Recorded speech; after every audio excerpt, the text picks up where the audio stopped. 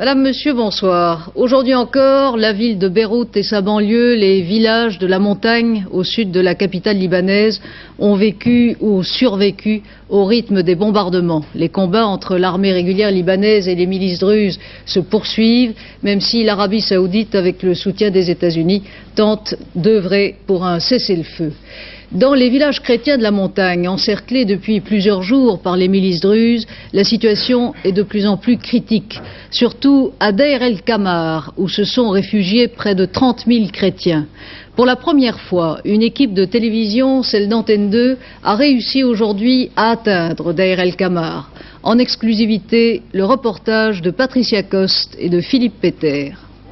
On nous a dit il faut sortir. Les bombardements étaient sur notre tête. Et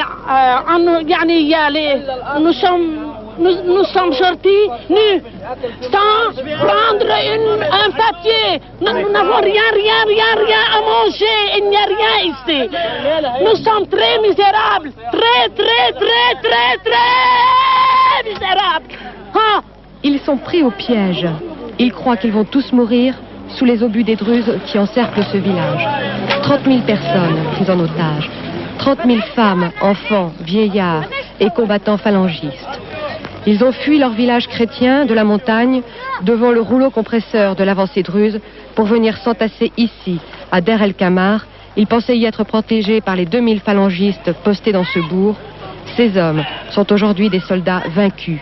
Et leur chef, le célèbre Samir Jaja, responsable chrétien pour tout le Chouf, est lui aussi prisonnier de guerre dans un couvent au-dessus. Il ne voudra pas qu'on le filme. Ce bourg n'était pas prêt à recevoir tous ces réfugiés. Ils se sont installés un peu partout, comme dans cette église. Notre arrivée, la première équipe de télévision qu'ils voient, suscitera des cris, des hurlements de colère et de désespoir. Car ils ont peur d'un massacre. Pour l'instant, les canons se sont tus. Une trêve fragile est observée entre assiégés et assiégeants. Des messes sont dites toute la journée et la nuit. Ils n'ont plus que cela à faire, prier. À l'hôpital du bourg sont soignés une centaine de blessés. Beaucoup de combattants, au regard vide, sans un sourire. L'hôpital manque de tout, et surtout de sérum et d'analgésiques. Ce jeune homme, avec son chapelet autour du cou, est amputé d'une jambe. Prisonnier d'un hôpital de fortune, sous les canons des Druzes tout autour. On avait parlé de cas de choléra chez des enfants.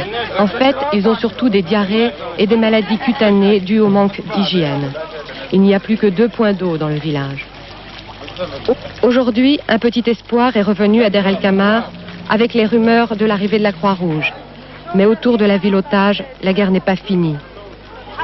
La peur reste tapie. Les chrétiens n'ont aucune confiance dans les Druzes, qui nous ont pourtant autorisés à venir les filmer.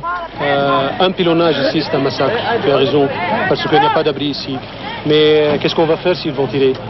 On reste, on regarde les balles viennent chez nous.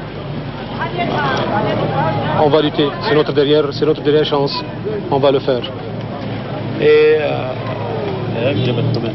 on toute la cause. Devant cette situation, j'insiste à sauver les enfants qui vont mourir de faim. Et il n'y a pas d'eau jusqu'à maintenant. Et merci à vous.